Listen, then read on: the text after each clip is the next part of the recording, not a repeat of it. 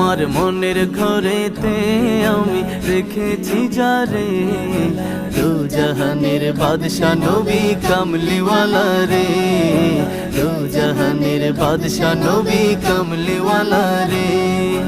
আদি পিতা আদম যখন মুসিবতে পড়ে, ওদের নবীর উসিলাতে আল্লাহ কবুল করে।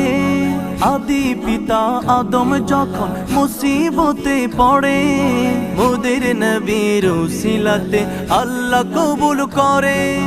সাকারাতের বিছানাতে দেখা দিও রে, দু জাহানের বাদশা নবী কামলিওয়ালা রে, দু জাহানের বাদশা নবী কামলিওয়ালা রে।